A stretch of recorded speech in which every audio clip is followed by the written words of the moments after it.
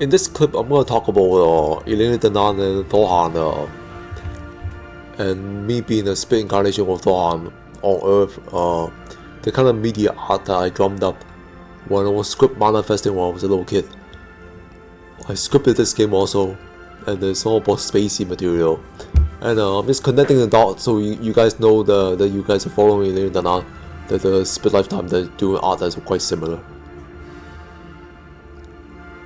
Birth of galactic community, see? This game, I mostly was involved with the UI, the user interface, because I was back to back after Galactic Civilization 3, where I did the dungeon race and intuitive art. There was quite close to the... Wow, look at all these formation of aliens, right?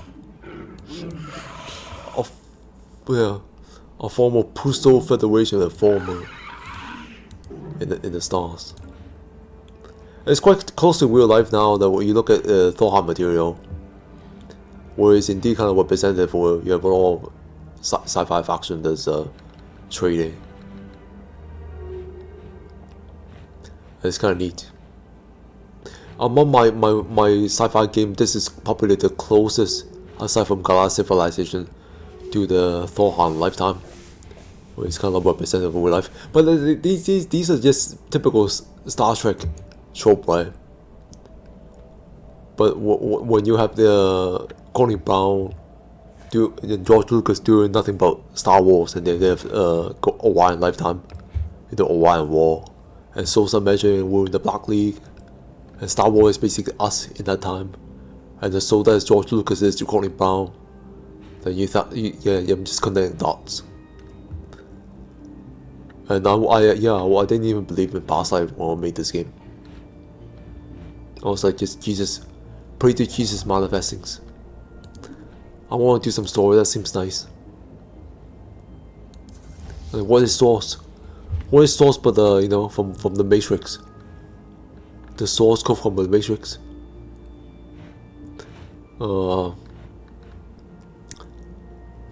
It's kind of nice. I got tired because I was such a newbie in terms of intuitive, consciously working my intuition. That when I worked the dungeon that represented the Draco, Reptilian, and the all demonic, I was quite proud of the result of that. But then I quickly got tired of being an untrained mind. So for this game, I took a break. I just did the technical stuff about making sure that the UI interface is good, and then it's quite fun.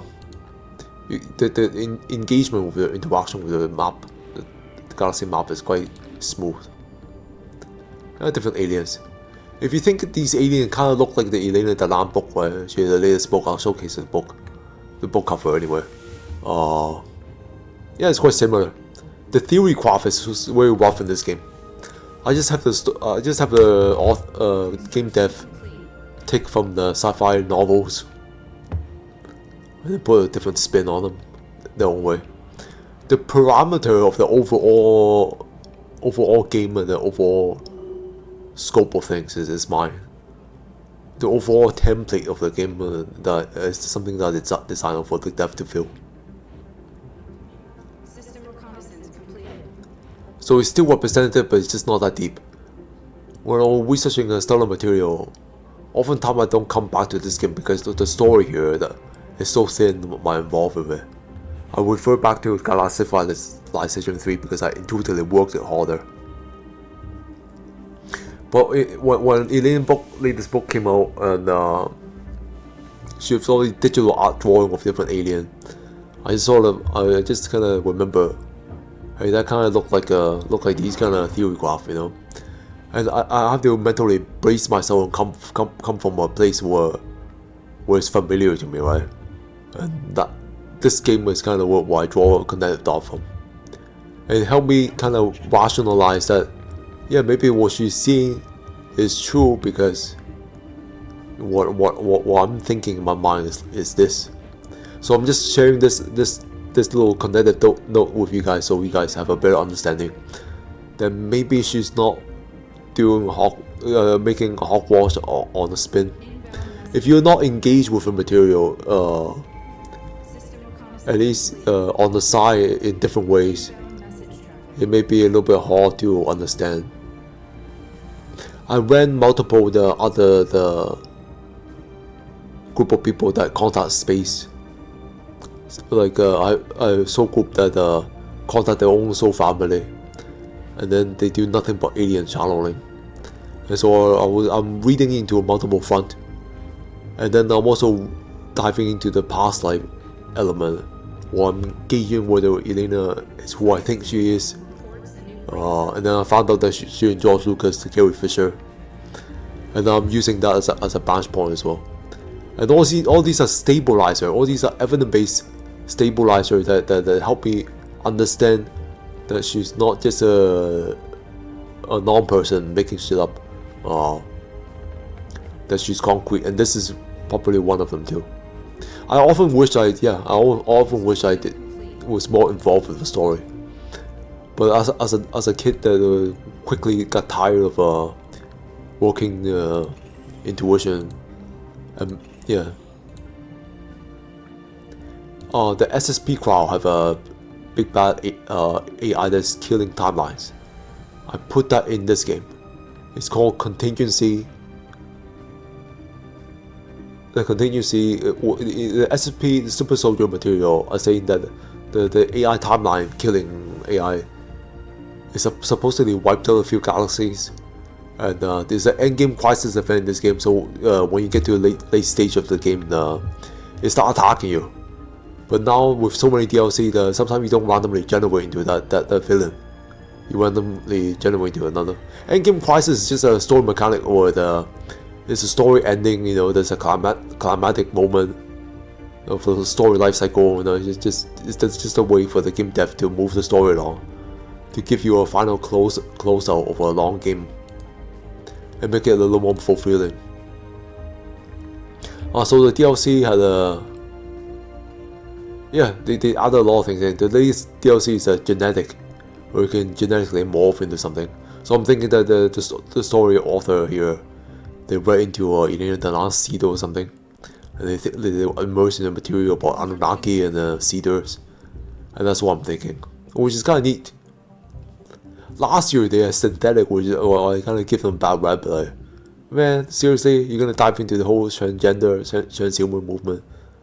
But these are just storytellers. They regurgitate everything. Will you go genetic as a civilization? Will you genetically modify and upgrade yourself? Biomorph? Or will you go synthetic robot, right? Or better yet, why don't you go the old-fashioned tree of psionic? I can't even unlock this tree. No, I don't want the DLC for even this. Whatever, man. I'll just go for the basic diplomacy then. Diplomacy seems important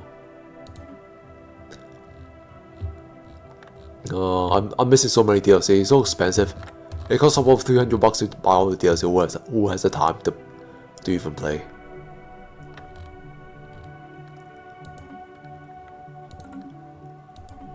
But it's kind of nice that they give you different perks, even on the base version. They sort of tease you into upsell you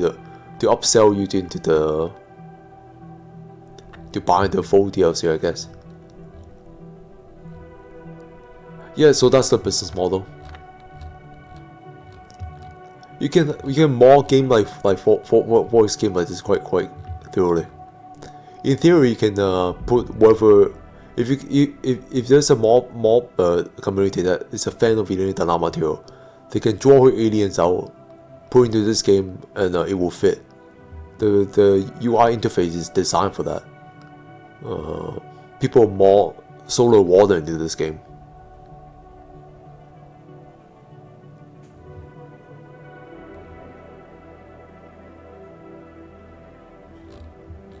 It's kind of nice.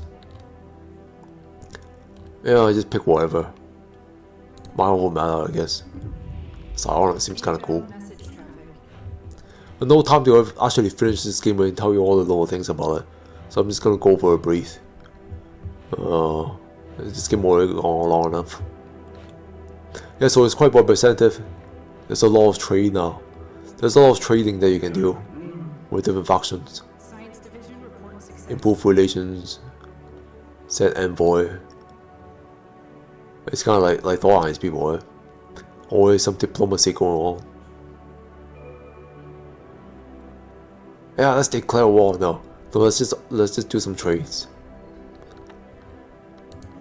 Let's just no, don't transfer system. Yeah, I have more food for you. 4 food for you.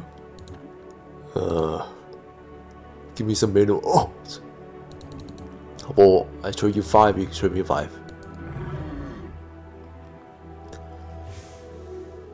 Yeah. So that's where it was.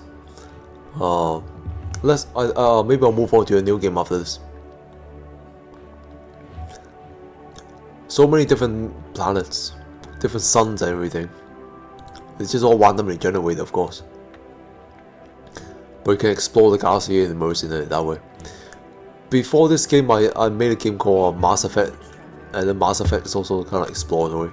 But Mass Effect is more sexy, or is a young person, or Mass Effect is these games. It's just romantic.